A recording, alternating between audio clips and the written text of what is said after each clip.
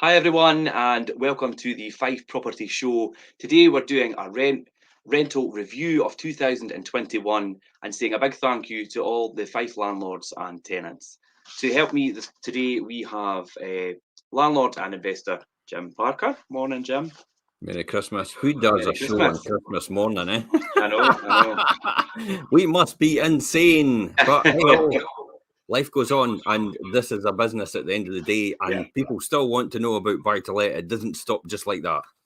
I think it's a really good topic, and it's an important thing to kind of do a rundown. And like I say, a big thank you to all the landlords and tenants. And joining us this morning also we have Karen Marshall. Morning, Karen. Morning. How are you? Good, thank you. I like your studio look this morning. I know, I'm going for a new look this time. So yeah, we're going to do a 2021 rental review. And I think as we approach the beginning of 2021, I think everybody had hoped for quite a high of return to normality with Covid and Brexit seemingly in the rearview mirrors, but the year has turned out very differently, and both have continued to feature quite strongly in everyone's lives. And I think with the supply shortages, lockdowns, and the end of furlough and tax changes, and a whole heap of other uncertainty, we have had a bit of a jungle, it's fair to say, for 2021. Well, look at where we are now. Jeez. Yeah, I know. It's like, I mean, when we wrote this article just about a week ago, and we kind of thought, we're okay then. And then all of a sudden, it's like, it's within a week, it's changed dramatically in terms of where we are. And who knows where we're going to be and just in the beginning of the year. But we're going to talk about that anyway. So, let's carry on then. Yeah, I think things are changing on a daily basis at the moment. But I mean, the year has showed us that relations between landlords and tenants in the private rented sector are not always a scene of constant combat. In fact, the market is more friendly and open and communicative than some people are led to believe. So to end 2021 on a high note, let's have a look at all the challenges that landlords and tenants have faced, along with how they have met them and what the future may hold. All right, and I think to look at the first topic would be lessons of the lettings market, and just as 2020, the property market was allowed to remain open through lockdowns into 2021, with the government recognising the importance of people's lives at home, and I think that is important. That I mean, the very first initial lockdown, all businesses were shut, and I mean, obviously, I know it was an uncertain time, and we didn't really know what was ahead. But as we come through and progressed in 2020 and into 2021, it's very apparent that housing is, of course, obviously a very important. You couldn't stop it, right? Yeah. The reality is, people have to move. They have to upsize. You can't tell your parents to stop being born or stop growing. So the reality is, as time went on, the government had no other choice, and in other words, to open up the housing market and let people actually move house as a result of that, or it would have been more catastrophic, I think, than we would have than it was right now as a result of that. So it's there's a lot of lessons that we've learned in this, and it's certainly lessons for the future that we've got right now, and it'll stand us in good stead for when it happens again. Yeah, definitely. I think that housing is such an important service, and I think the government had to obviously acknowledge that. And I mean, that is clearly evident for the several weeks that we were shut initially. We've seen so much of a backlog, and we're still continuing to see it from that point. And that's a lot of one of the main factors that things have got us to where we are just now, and we will cover that as we go forward. But it's so much more than an economic decision, with our emotional well-being heavily improved by living somewhere that meets our needs and reflects our lifestyle. In particular, working from home remained the normal for so many people. There was no shortage of tenants hunting for extra space, both inside and out. And we've covered this so much in a lot of our shows over the last year, that the importance of outside space, living space, and additional inside space for people working from home. Been a huge difference in terms of how people's choices have actually changed. I mean, have you noticed? Did you notice this, Karen, over the last year, how it dramatically changed from the start of the year to the end of the year? Yeah, obviously, when we first came back after lockdown, there was a complete surge in the market. And to be honest, it hasn't really stopped. It's kept going, but obviously, we have a very different kind of type of market now. There's a lot of people that have been looking for either coming out of the city that we found, or people looking for a garden space, people that are upsizing or separating. There were so many people experienced such a difference and change of circumstances during that time that we couldn't get out of the house. That once you have that freedom to get out again, it's you want a house that's more accommodating to your new needs, whether that is a garden or whatever it may be, working from home space. So Curiosity, when you said people separating, was that because of lockdown? Being stuck in the house for months with people, I think it probably puts relationships to a test. So having that space. You usually go away at the rigs 2 weeks on and 2 weeks off, or 2 months on, 2 months off, and I've got to put up with you for all this time. It's like, it's driving me crazy. It is. Yeah. Or even people that obviously we found as well that there was a big surge in people that would typically be buying houses that they'd sold their house, but they couldn't find what it was that they were looking for. Yeah. They'd gone into rented accommodation instead. So that's not something that we particularly saw before lockdown, but it's something that we see a lot more of now. Yeah, I think as well what I've noticed is that people that are in a property which accommodated them fine before, and even if they had even one spare room, if you've got more than one person working from home, that could become difficult as well. So people are looking for such a lot more space to work and to live in the same environment, because a lot of people aren't going physically into an office anymore. So that was that's where it comes down to the fact that this is the rise of the virtual viewings and the video walkthroughs that we actually do now. So and rather than and to keep it all socially distanced, and even face-to-face appointments and socially distanced are all managing PPE and everything like that, and hygiene, mastering all sorts of skills. And it's now, luckily enough, we actually, when we said, oh, you can change all the offices back to what you want, it's like, and I went, no. I could see this maybe happening again, and then we'll have to put everything back down and put everything back into place again. No, just leave it as it is. And it's while we didn't want it to, it's obviously come to fruition in some shape or form as a result. But we've learned a lot in terms of that over the last year, I would say, and more than anything, 2021 is absolutely provided. Nothing gets in the way of our national obsession, really, of making a new home. That's really what comes down to it. That it is a national obsession, isn't it? Yeah, I would say it definitely is, and I think we've seen that so much. I mean, when we were all working from home and the initial lockdown, the amount of inquiries and people still coming to us wanting to put their property on the market, wanting to buy and let property, it was amazing. And it's like, so the market didn't stop; it was just restricted. Which is what I find quite interesting, and I'm going to start looking for a wee bit more evidence to this effect. Is like, and this is a question I posed myself the other week. It was like, if you rented your existing house you're in now, would you have stayed in it for so long? And that's a question I'd be interested to find out from anybody out there. So the question is, if you own your house just now and you've been in it for a number of years, if you had rented that house instead, would you still be in that house right now, or would you have gone, I'm going to rent a different house? Yeah, that's quite a good question. Richard, what would be that? What would be that answer for you? The answer for me is I would still be here. Yeah, I would still be here, but I think that might differ for a lot of people. Karen, you've literally just bought your house, so I'm a bit biased on mine. I'm literally just in the door, so yes, I would still be in mine. I'd be very surprised if you actually said I would have moved by now. Wait a minute, you only moved in last month. I would still be here, but I am in the mindset that I'm due to move soon. I think I'm at that point where I'm ready to move to something that's got a few different aspects to it that I didn't have here. But I think at this point in time, I would probably still be here if I was renting. Yeah, and we'll have a discussion of millionaire mindset before you do that, won't we? Yeah. Because sometimes that's not necessarily the right thing to do if you're wanting delayed gratification.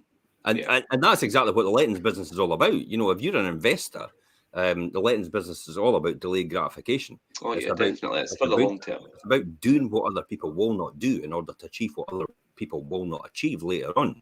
And it's the farmer mentality of you plant the seed, you sow the seed, you nurture the seed, you invest in the seed, and then eventually the seed grows into a big tree, and then you harvest the seed, all the fruits of the tree itself. But it takes a successive number of years in the medium to long term in order to do that. But at the same time, the great thing about the lettings market is you're actually literally earning money as you go on that journey. And that's what I like about it so much, is the fact that this is an asset class that you're literally paid to wait. You're going to hear this more and more every single time, if not on every single letting show, because I can't reiterate it enough. This is what the buy-to-let market is all about. It's about actually investing for your future, investing for your children's future, and making sure everything is in place in order to actually leave a legacy to them as well. We know there's not going to be any pensions when we're later on, and people do genuinely think that company pensions are going to save them. The reality is, company pensions won't save you. You'll just get exactly the same as everybody else, because everybody else has got the same type of company pension.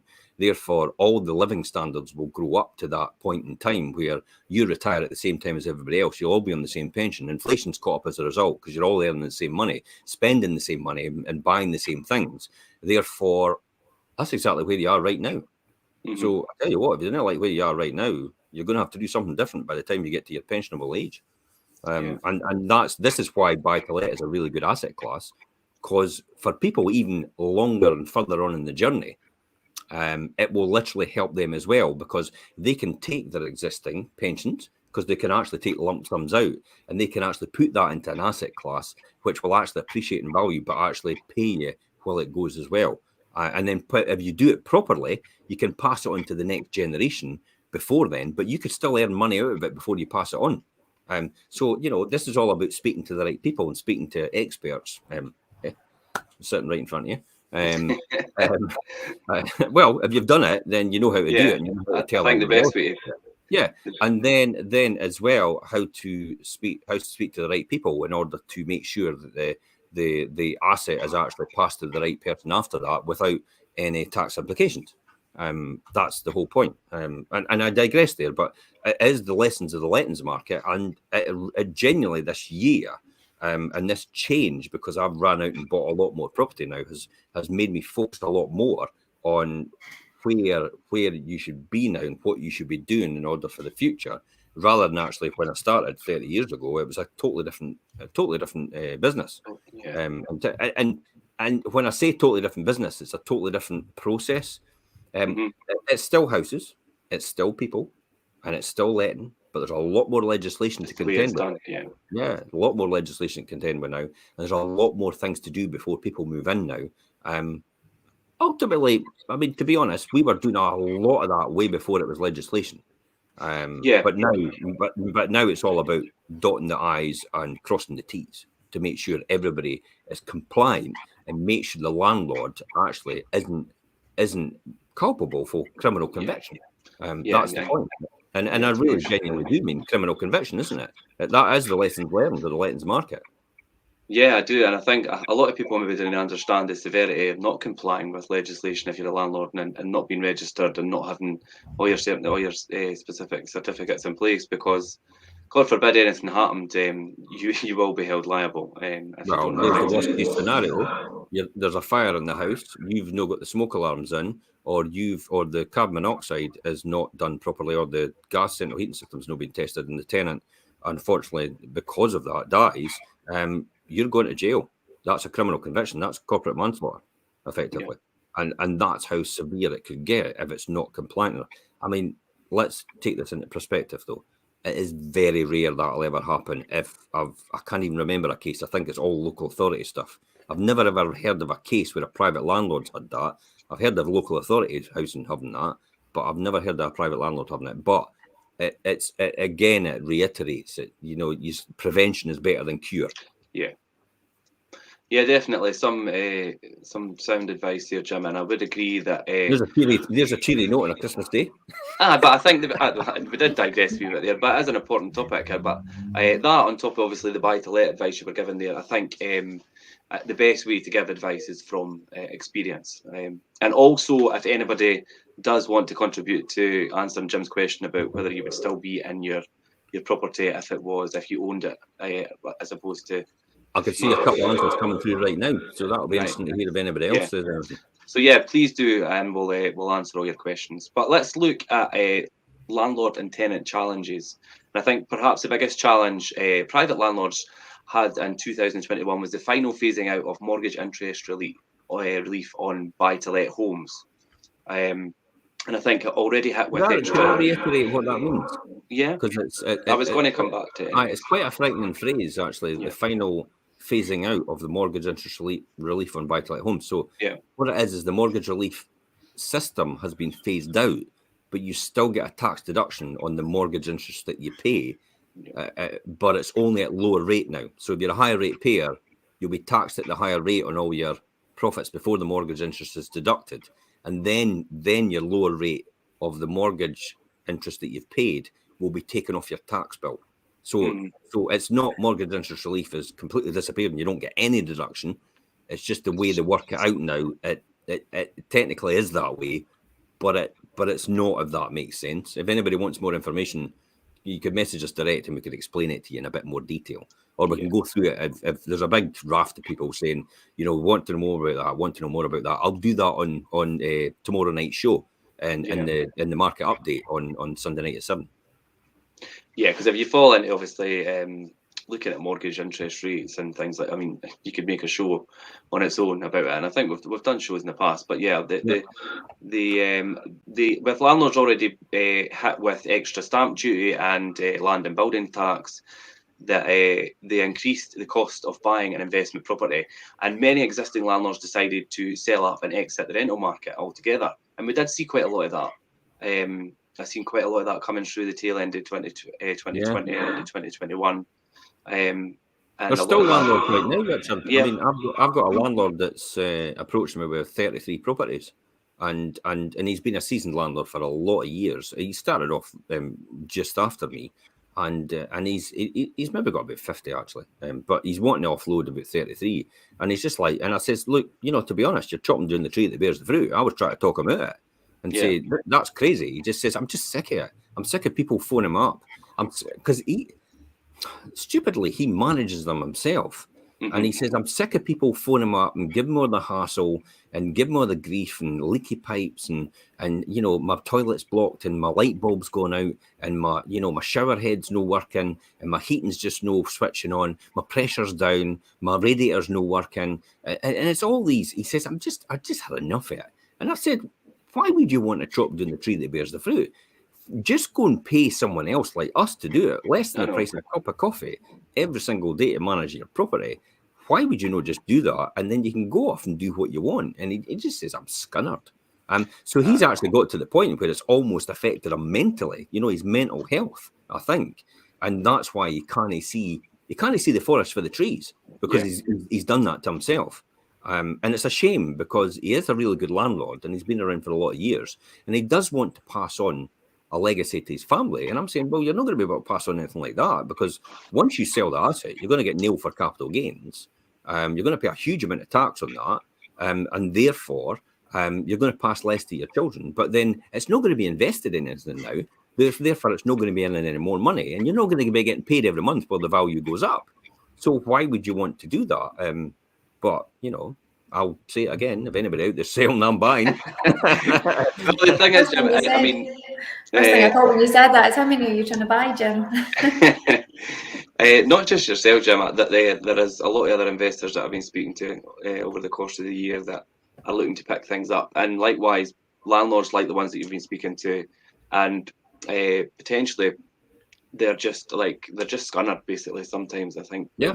And some of them that have maybe got smaller portfolios and just think it's not worth my while, and you try and talk them round. But I think if they've been trying to do the self-managed thing, and you feel ashamed for some people because they try and do their best, but maybe obviously aren't they doing it properly, makes it very difficult, and it can really put you off.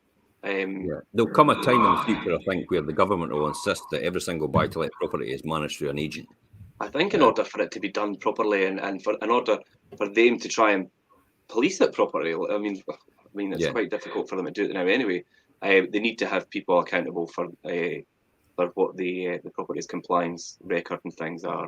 Yeah, I think that's probably the way we're heading in time. So yeah, and I mean, and it remains to be seen whether they will choose an alternative investment strategy. Some of them might go through the new business models that we covered in our last article. The three of us done the one for lettings trends.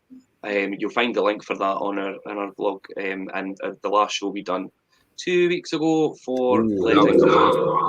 That was a good one, yeah. So genuinely, that's one of the ones I want to slice and dice in order to make wee snippets out of it, because I listened to it the other day again, and I thought, wow. I mean, I'll be honest, I amaze myself sometimes.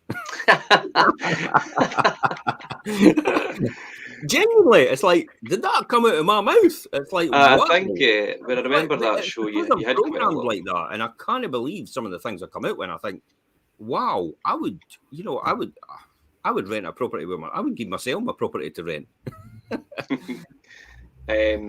Yeah, I remember that show, and Jim, you did have quite a lot of good things to contribute. Obviously, like I say, advising from experience as well, and I think that's one of the best ways. So, and you're able to do that because you've been there, done that, I suppose. So yeah, that is a really good show. So, you could find a link for that on our blog. That's because I'm closer to the camera. That's because my head's got bigger. Just ever so slightly, but yeah, I think as well as landlords and investors obviously having difficulties through the time, tenants faced uncertainty with the end of furlough and concerns over the pandemic's effect on the economy and employment. This made it essential for lettings and managed agents to provide a listening ear, and I think that's really important. And Karen, you'll back me up on this. A listening ear for a tenant throughout the run into when they run into any difficulty, and I think we had quite a lot of tenants who come to us and we advised them properly and got them through it, and I think that was quite good. One or two who obviously that buried their head in the sand, and it did make things difficult, but on the whole, I think the majority of our tenants, a lot of them kind of come forward and say, right, obviously I'm going to have difficulties doing this, how can we work through it and things. Did you experience that, Karen, when we were yeah, thankfully we were quite lucky, and most of our tenants did not bury their heads in the sand. Obviously, it's an issue that is going to come up, especially when we were in this situation. It's new to everybody. I think everybody probably went into a bit of a panic and not knowing if they were going to be able to afford things financially. So having tenants actually on the phone and willing to discuss it with you and set up a suitable payment plan, it then means the landlord's kept in the loop, so they know what's going on and they can adjust their finances to accommodate it. The tenant's not stressing out because they then have a plan in place that they know they can actually do, and then obviously once things improve, it then means we can try and retrace the potential. If it's been like a reduction in the rent, we can compensate for that on the other side of it and work it out, as opposed to somebody who's just doesn't answer the phone and their arrears are just building and building. It just makes it harder to then pull back, as opposed to somebody that comes to us in the first instance to try and set things out correctly in the first place rather than escalating. Yeah, I think our experience with tenants, we find that they've prioritised their rent over other costs and finding ways, saving ways to necessarily avoid arrears building up. And our landlords, in turn, I think as well, were quite flexible wherever possible, meaning that we saw quite a very few problems among the homes that obviously we manage and the tenants that we look after. There was a few, but then I think compared to what I've seen other agents and managing agents deal with, I think we weren't as bad as obviously it could have been. But it's all about communication. We had it once in a blue moon where people buried their head in the sand. But I've got a funny feeling, to be honest, Richard, that these people that did bury their head in the sand would have buried their head in the sand anyway. Yeah, I don't think it was the pandemic that actually did it. I think it's just a normal course. That's just the type of person that I was, and it would have been here regardless. So we can blame the pandemic for rent arrears, but the reality is I don't think so. Most tenants, as you said, actually came up. They paid their rent. A few approached and quite clearly said, look, I'm in a difficult position, so can we do something about that? And that was negotiated properly. And it was done in a professional manner rather than actually just, strong-arming people and backing forward. And you find if people self-manage, and this is a classic example, they get so emotionally involved in the whole process that it's almost like they don't see the forest for the trees. And they become so up close to it, they end up falling out with their tenant. And then the next minute it's effectively toys out the pram, and they're coming on to us and sitting saying, "Can you help me? Because I don't want my tenant in the house anymore, but can I get rid of them anymore because they're on the new PRT agreement? And so what do I do?" And I'm like, look, for the majority of occasions when I get that, it's like, look, take stock, look at the commercial reality here. The commercial reality is they're in there, whether you like it or not. How has this happened? Well, and it's clearly how it's happened is because it's just purely a personal fallout, and it's a clash of personalities, and that's where the letting agent in between is a good buffer in between, because I'll be honest, the letting agent gets it at both sides, don't they? And it's the same with the estate agent as well. The estate agent gets it at both sides as well. But the buffer in between is a good buffer because it stops that animosity building up between a landlord and tenant as a result, because we can provide that catalyst in between and make sure that's smoothed out on either side. And that's what keeps people in their homes. And that's what keeps a roof over their head, and that's what keeps a landlord happy as well, because the rent's paid and the property's looked after. And that's ultimately all everybody wants. And that's our job. That's what we're there to do. That's definitely what we're here for, Yeah, I think you can look at that one as well. Obviously, it covers that for rent arrears, but also like the maintenance side of it as well. Like if you've got a tenant that's, for example, just moved in, 9 times out of 10 you have teething issues. There's going to be wee things that they're going to pick up that maybe need fixed, and landlords can get very frustrated if there are like maybe a few things that are needing done, especially if a property's being rented out for the first time. If you've been living in here's how a landlord thinks sometimes when they move in for the first time and they start moaning about stuff, because that's how they think. They start moaning about stuff.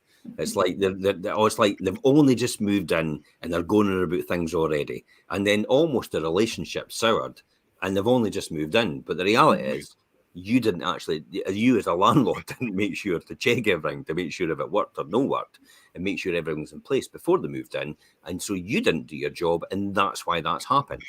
That's why we're there, for that very purpose. Yeah. And things break, these things happen, but it's a case of, you have a tenant in there that's reporting issues so we can get them fixed, and they're then going to look after your property, and you're going to have this tenant that's paying the rent, that's looking after the property, that once you've got these teething issues, they are sorted, and you've got a smoother running tenancy for it. So it's creating that buffer as well, not just for rent arrears, but for the maintenance side as well, to be like, look, these are the issues, we can get them all fixed for you, but just we need to highlight them to you so you're aware of what's going on. So keeping them in the loop, but it's creating that buffer so you don't have that tension building in situations like that between those parties coming together. Yeah, definitely. And mediation is the key word, I think. So that needs to be done correctly, and that is a big part of our job. So thanks for that, Kieran. I think we'll move on and look at the shortage of rental homes. Now, this is a topic. Let's look at, before we start this, let's look at Zoopla and see how many properties are on. So I'll share it now, but let's talk about, there's Zoopla. Can everybody see that? Yep. So there's the to rent just now, and there's Fife. Let's look at Fife. Any guess how many properties are on the market up for let just now, right across Fife? 52. Okay. So this is out of, when you think about the logic of this, there's 160,000 to 170,000 houses in Fife, and give or take, depending on what tenure it is. So the 160,000, just say, is a minimum. Then you think about, there's 360,000 people in Fife, and then some of these people are going to want rented property. But guess how many properties are actually up for let at this point in time? 57. 56. That's crazy, eh? How on earth is 56 properties going to actually be able to go? I only know because I checked the other day. How is that possible? I mean, it's gone up since I checked. Yeah, and where was that before then, if that's the case? Well, Jim, we done a check a couple of weeks ago and done the show. I think it was 54, And I checked it the other day, and it was 57 or something. So obviously, but that's an amazingly small number. It's hardly anything. I mean, literally, that could be taken in a month. Yeah. So unless there's a steady stream of buy-to-let properties coming on, there's going to be people out there with nowhere to stay, and effectively going to be classified as homeless as a result under the council's criteria. Because the council aren't building anymore. Well, they're building a few houses. They're starting to build some here and there, but they can't keep up with that. And that's why the buy-to-let market and the property investor is actually essential to the supply for social housing stock just now. You know, it's the answer to get rid of buy-to-let landlords if you really didn't want them, is to build more council houses, because then you'll flood the market with council houses.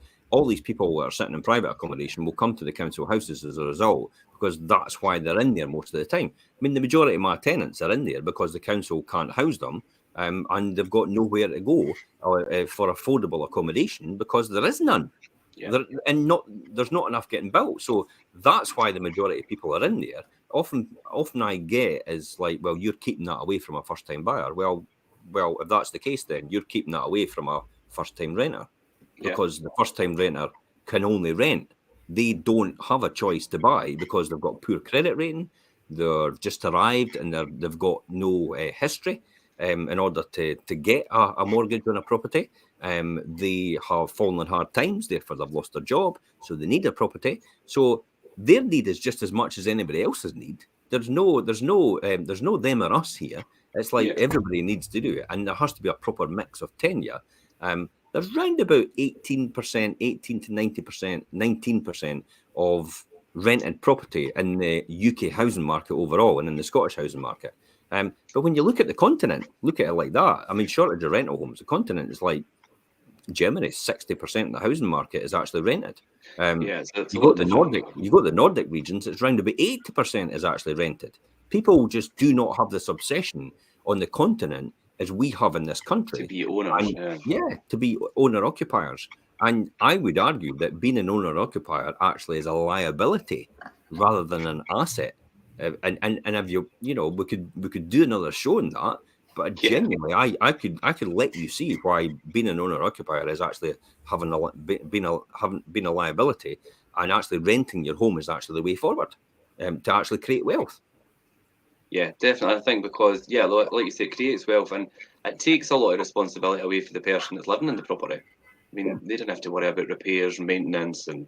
Do you know what I mean? A lot of other you're not tied into the initial costs of actually having to buy the house. You're not tied into the end costs of actually having to sell the house. All these different things. There's a lot of factors, And if you're only staying in there for 4 years in a property, then it's actually you're probably actually better renting, because the incremental increase over the 4-year period isn't going to be enough to offset that. And then also you're and that comes back to my original question about if you were renting your home, would you still be staying in it? Yeah, that's probably one of the classic examples, because your home isn't an investment. It's only an investment for your family and your family's future. It's not an investment monetary wise, because you have to buy another home when you sell it. You have to go somewhere else. So and that's the thing. If you want to sell your home, you're looking at agency fees, solicitor fees, finding a new property. Whereas if you want out of a rental, it's here's my 28 days notice. Yeah, 28 days. I'm off. I'm away my next day.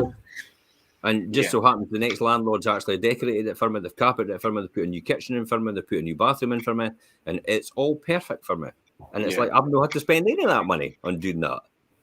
And that's genuinely how I've had a few people in the past actually sell houses, come to stay with me and said it's only going to be temporary, and then they've been there for the next 4 or 5 years. And I do remember one of my tenants actually came to me and said, look, I was only meant to be here for about 2 months. I was here for 3 years. And it says, but somebody actually asked me at the work, why are you still renting? She says, because I just pick the phone up and say, I've got a problem, and it's sorted. Jim pays for it. And we've got a lot of tenants like that are just, we're only meant to be here short term and just ended up settled, and that's it. So we've always had more tenants looking for homes than properties available. But 2021 seen a really huge drop in landlords and landlords and rental stock, which is obviously put us in this position where the demand is just far outstripping. I think at the beginning of the year, mind, it was up about 90 to 100. Yeah, definitely. So, I mean, we've seen that trend progress throughout the year. And I think as landlords sold their properties were snapped up by eager buyers who were looking, who took advantage of obviously the stamp duty and land and building tax holiday. And then this removed rental homes from the market, and it increased the competition for those that remained. And we definitely seen the pressure of that. And guess what happens? Rents go up as a result. It's simple supply and demand. Yeah. All the demand's still there, and there's less supply as a result of that because people are actually selling up because they don't want to be an investor anymore. You've got less rented stock, therefore prices go up. And that's a simple fact. So that's why you have to have a healthy buy-to-let sector and also a healthy owner-occupier sector, as well as social housing sector and council properties as well. Now, there's a wee difference between social housing and council, depending on who's the owner. But that's a technicality. Mm-hmm. Yeah, but I mean, we've definitely seen the effects of that throughout the year. And I think while many tenants became homeowners and the lack of rental stock hasn't gone away, the competition for homes is almost certain to continue throughout the next year. Oh, absolutely. There was a survey done on landlords by Simply Business, and they found that 7% had plans to expand their portfolio, while Zoopla recorded the supply of rental homes in Q3 was at 43% below their 5-year average. Yeah. So if you think of that in contrast, it's that's exactly where we are, isn't it? When you think about it, because we were 90 to 100, and now we're sitting at 50. So you are actually about 50% less than what you were at the beginning of the year. Interestingly enough, this was quite a rude one. A survey of 500 landlords in Simply Business found that 7% had plans to expand their portfolio. There is a 95% and a 5% group, and basically, and it's always been the case. And I think that's a stark reflection of the 5% group still. And the 5% group are the ones that actually invest for their future and actually build their wealth as a result. And anybody can choose to be in that 5% group by their actions and doing what they're doing. And that's it's that farmer mentality of waiting for the seed to grow and actually developing it over time and developing income over time. So that's interesting that 7% was still there, and it's no surprise when you look at the 95 and 5% group in our society, and it will always be there. You can't change it. You can drop 100 people on a desert island, all £1 million, and I'll guarantee you the 5% it was already rich before they got dropped on the island. In 20 years' time, will have all the wealth, because they'll still do the same things as they did before to attract the wealth, whereas the 95% didn't have the wealth in the first place will lose all that wealth because they'll still do the same things. It didn't have that wealth in the first place. Yeah. And that's the fundamental difference between the 95 and the 5% group. The difference is people's habits. It's people can choose to be in that group though by their actions and learning from other people like ourselves in order how to do that. Yeah, definitely. And I think when the housing shortage is at its most acute, and the potential for rental income is so high, it is quite ironic that the increase in upfront purchase costs and ongoing taxation has created a financial barrier for private landlords to invest. It's quite challenging. I mean, I talk about it as money in the fire. So when you're if you're buying a property at 100,000, you're just basically throwing £4,000 in the fire, and in terms of extra tax, because there's no intrinsic value to it once you do it. But they think it's a barrier to people not investing. I would maybe not agree, and the reason why, because if you're a medium to long-term investor, 4% is not going to make any difference. When you think about the logic of this, property prices in the last 20 years have gone up 200 and odd percent in Fife. So why do you think 4% in 20 years' time from now is going to make a fundamental difference to that figure? It's not. It's neither here nor there when you think about it. So I don't think it's not going to deter anybody really. It's serious about investing in property for the long term. Yeah, I think, and like you say, obviously thinking of the long term and the future, let's look at opportunities for the future. And as with all difficulties and obstacles, opportunity is never far behind. So many landlords see buy-to-let as a key to their financial future and exploring new ways to grow a sustainable portfolio. And anything that makes tenants' lives easier and more enjoyable, particularly busy professionals who many landlords want to attract, will always be met with enthusiasm. I think obviously like the working professionals and things, they do take up quite a big bit of the market. I'm Karen, you'll see a lot of them coming through with properties that we have coming on the market. Especially things that, I mean, do you see this at different rent levels, or how do you find?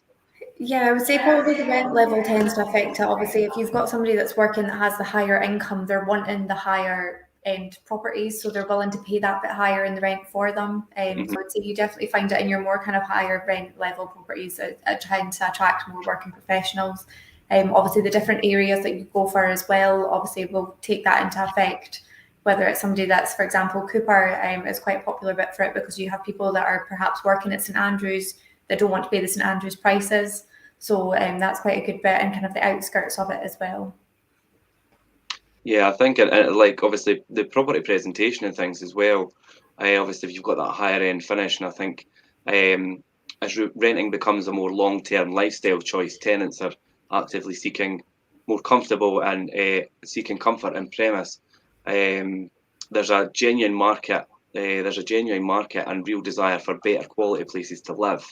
And whether it's a single occupancy or a multi-let, tenants are happy to pay a premium for higher spec and focus on modern design, even in empty or furnished properties. I mean, whether it's a furnished property or, I mean, generally we do unfurnished, but there is ones that are furnished there as well. But I think if you've got that level and that more high-end finish, then you're going to attract a different. Do you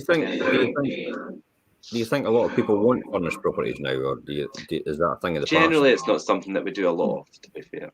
No, whenever a landlord asks us whether it's best to do it furnished or unfurnished, we would always advise it's fine if you do want to do it furnished, because there will be some people looking for that. However, especially if you have it nicely furnished, but there are people, especially just now, like people want their own things. Most people have their own things as well, so we highly advise unfurnished, just so people can be bringing in their own items, and then you're not either having to remove them for a tenant going in, or you then don't have the responsibility of them as well. There is no liability if something's not there. So if something happens to a couch, you're not responsible for replacing it because it was never there in the first place. Yeah. I think if you're trying to attract long-term renters as well, they're going to bring their own stuff because they intend to be there for long periods of time in each property that they're in, whether that be 2, 3, 4 and plus years at least. So yeah, I mean, I think generally unfurnished, and it also takes away the liability of having to upkeep and maintain certain items that are. It's a big eat-in. Think about it, because I'll be honest, and this was over the years. We used to have washing machines, stuff like that in our own house. Now I remember buying an Indesit washing machine. Incidentally, it was 199 quid from the Co-op, and you're talking about 30 years ago, and it's like 199 quid for a washing machine. And now you can buy washing machines that are far better for cheaper. That's bizarre. I don't know how anybody could make money on that, but it must be manufactured and be more efficient. Yeah. But the story here was, though, I bought the Indesit washing machine. We had it for about 10 years in our flat in Durwood Street. And then subsequently, I decided, okay, we'll get a new washing machine. But this is a perfectly good washing machine. It works perfectly. Put it in a flat. 6 months later, it was ruined. It's like, and it's not because that was its time up. It's because we tended to look after it a lot more and respect it a lot more than the people in the property did. So it's because everybody has a different standard. I'll often walk into houses, for example, and say, God, you just put your kitchen in. And they'll say, no, I've had it for about 15 years. I'm like, wow. And then I walk into other houses and go, you maybe need to change your kitchen. It's a bit tired. I only put it in 2 years ago. and it genuinely is. It just depends on the person about how they look after things, and you're not all going to look after it like you. And that's that comes back to the landlord-tenant relationship, and that's why you need a management agent in between, because that buffer of it is commercial reality. Because not every tenant's going to think like you if you're a landlord, and they just don't. And you have to accept that. And a lot of landlords that manage their own properties can't accept that. And that's the difficulty they find and the stress that's created as a result of it in their lives. And to be honest, again, I'll come back and say, for the price of a cup of coffee every single day, would you not just want rid of that stress?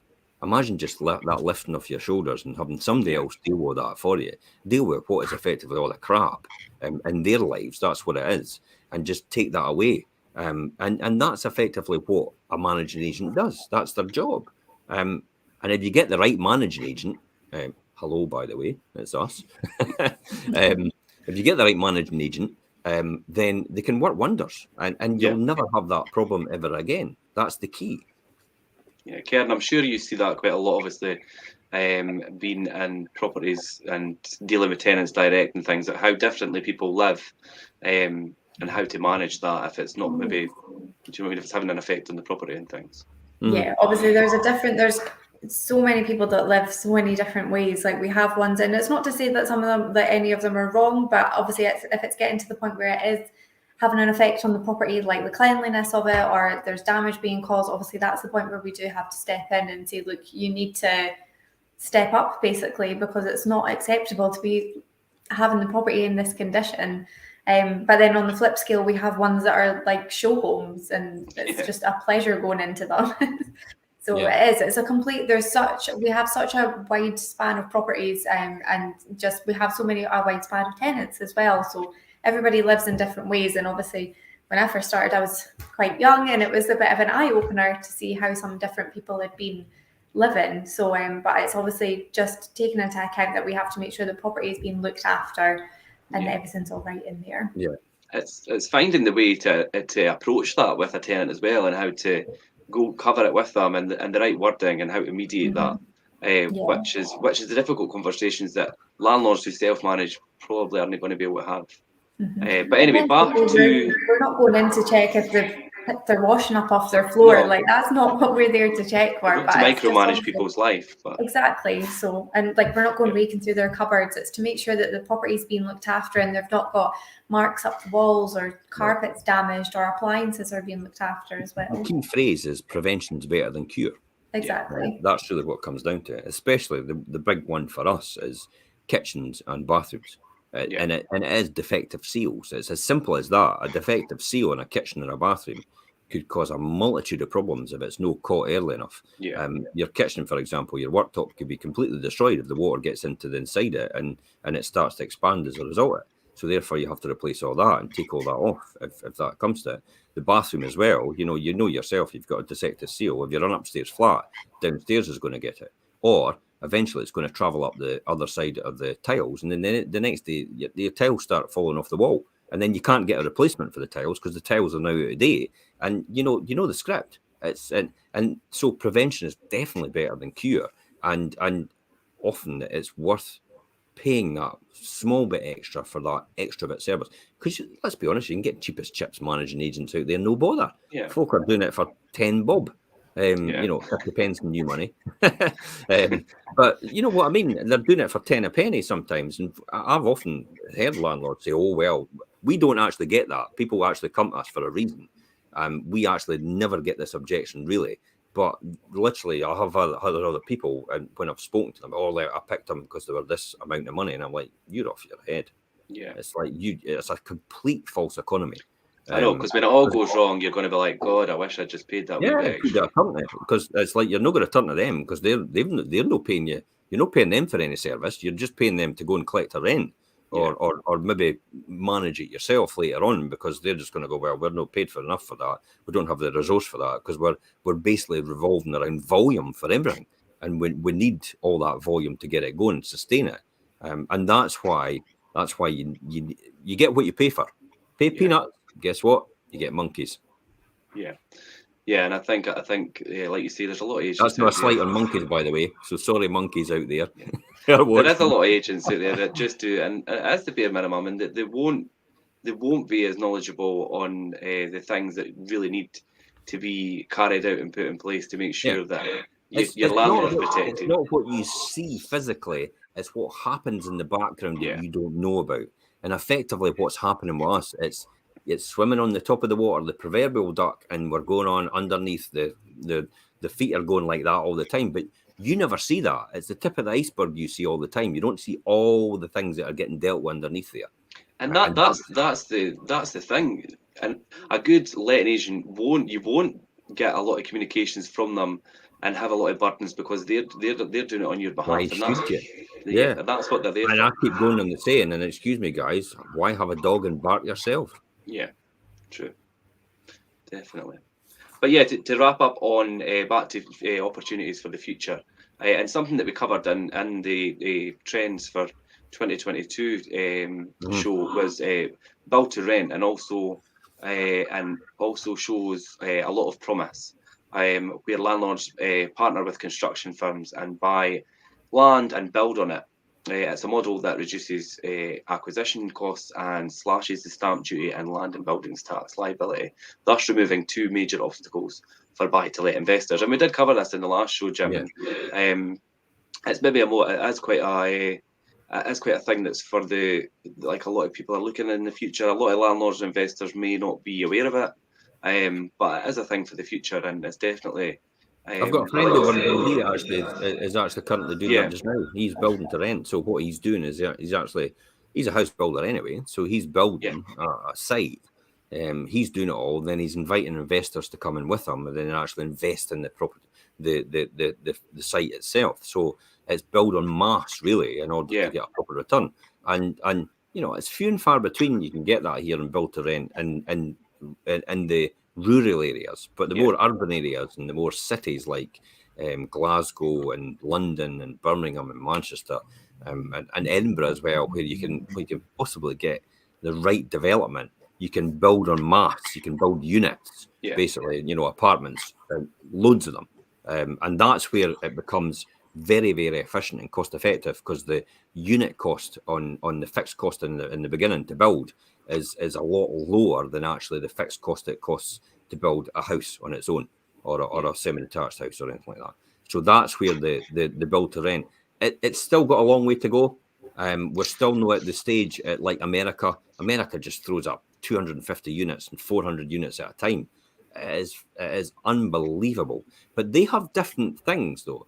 They have appreciation and wealth on units based on the rental value, because they are treated as a commercial asset, and they're zoned as commercial assets. They're not zoned for residential use. They're zoned for rental only. So they have a proper asset classification under law and under their planning regulations, which actually makes, as soon as the rent goes up, the actual value of the property goes up. And that's not what happens in this country. We don't do that.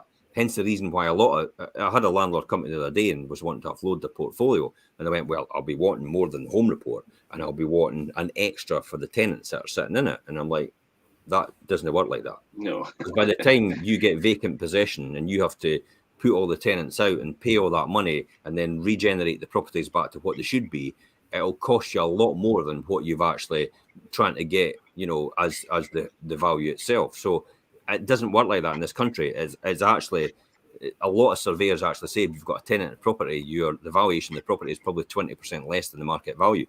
And that's their rule of thumb, which is actually quite bad actually. I don't agree with it, but it's because it's not got its own separate asset classification, and that's what causes the problem, like what America has. Yeah, I mean, it very much is something for the future. I think will progress, but possibly not in Fife areas, as you say, we are quite semi-rural, but areas like Dundee and things as well. As you say, it's already happening there anyway, but it will become a lot more common, and it is something that classic example now, Richard, is student accommodation. Yeah. So a lot of the student accommodation, admittedly, St Andrews, I think, own their own for the St Andrews University, but there's a lot of the student accommodation and student blocks that actually investors are invited to invest in student accommodation itself, the big mass blocks, like exactly what I was talking about. And that does become a proper investment vehicle. Yeah, definitely. So yeah, and then we're approaching about an hour already. I'm losing track of time here, but I think landlords and tenants and letting agents all have quite a symbiotic relationship that forms an essential part of the property market. And most landlords are regular people who take a real pride in offering homes that are comfortable and enjoyable places to live. And I think that is a key factor. I think is if you're providing a home that is of a certain standard and people are going to enjoy living in it and want to live in it, it makes your whole portfolio and your buy-to-let experience so much better. Yeah, I think I definitely agree with that, Richard. I mean, we've been part of the Landlord Association previously, and I mean, and knowing all the landlords over the years, that message came across loud and clear every single time. Yeah. Most people want to provide a really good service to their tenants, and actually provide really good accommodation for their tenants as well. And almost that's more of a driver than the actual investment vehicle itself. Yeah. They like the fact that they're helping someone else out, and they're helping them get started on their journey. And that's what they love about it. And we facilitate that process. For me personally, it's one of the biggest honours I could ever have, to help people on that journey, and even have an influence in that as well. And the fact that, now and again, when somebody does fall in a challenging time, or they do have particular certain circumstances, like they maybe have to go back to college or university and it really can't afford the rent it was the now, then I have stepped in before to help and just say, it's all right, I'm happy to just take that rent. If it's for a couple of years, I'm okay. It'll help you move on. It'll help you grow in what you're doing. And I've done it in the past, and I think that's what I enjoy most about it, is the fact that I can do that. The investment vehicle thing is a byproduct of what you do well. It's like how we run our business. We provide an exceptional service at an outstanding level, and that's what we do. And as a result, we get paid well because of it. Mm-hmm. I think there's a lot of misconceptions about both landlords, tenants, and agents. I think everybody's a lot of people stereotype each individual, and I think that, I mean, tenants generally are easy to deal with. They look after their homes, they pay their rent on time, and they live as responsible residents and neighbours. I mean, the majority of them do, and I think likewise with private landlords and agents. I mean, we take pride in providing quite a good service as letting agents, as knowledgeable letting agents. And Jim, we spoke to a lot of private landlords earlier last month, and I was amazed at the response that I got for them, that some of them shied away from even telling people that they were landlords and things. So I think we really need to get away from that. I mean, of course, problems sometimes arise, and that's where managing agents like ourselves come and to provide protective guidance and solutions. And the vast majority of tenancies are amicable from the beginning to the end, and that's down to the people involved. And perhaps it doesn't get aired enough. So, I mean, I think I'd like to say a big thank you to other landlords and tenants for obviously weathering the storm that has been the last year or two, and maybe the future months to come, because it has been quite a year for everybody, and I'm sure you'll agree with that, Jim and Karen. It's been a big challenge, more noticeably, and this is kind of my conclusion for it. More noticeably, the biggest challenge for me as a landlord is the legislation that's been forced on me as a result of the Coronavirus Act. And the fact that I'll have to be extremely careful about who I would accept as a tenant, and I have to be really belts and braces, because if anything goes wrong, then it's 6 months notice now before I could actually do anything about it. And then it's even 3 months in, because you have to wait for 3 months rent arrears, and then the 6 months from that 3 months. So you're 9 months down the road before you can do anything. So you've got to be very, very protective in the beginning, and really credit check and reference everybody, like belts and braces, and then come. And we've gone to town on that, and up to a lot more than what it is now. So I think that's the most important thing to do. It's protecting an investment in an asset, and also the future of the market, and the people that live in the property, because we want people that will sustain their property in their tenancy. We don't want that case where we have to have that aggravation in between there. Nobody wants that. So it's screening in the first instance. Over to you, Karen. Your thoughts on this? Yeah, I think exactly, you've hit the nail on the head, Jim. You have to make sure you're doing things properly and doing things thoroughly in the first instance to obviously create a sustainable tenancy for yourself, and being adaptable as well. Obviously, things are changing so regularly now. We never know what's coming from one week to the other. So I think it's being open to being adaptable, so you are going to be able to accommodate what's to come in the future. Yeah, definitely, Karen. And I think that creates all-round protection, not just for the tenant and the landlord, but for the whole investment portfolio. And I just think everybody involved. I think if things are done properly, and you do obviously do your due diligence in the first instance. And I was just going to finish up there by saying, everybody have such a Merry Christmas. But I see Jim's already in the spirit. I'll wait to go back to the family now. Right, guys. Well, thanks very much for joining me. That was a brilliant show. Anybody wants to comment and things, stick it in the comments box, and we will come back to you. And have a Merry Christmas, everybody. Okay. Merry Christmas, everyone. Bye for now. Thanks. Right, guys. Thanks. Bye.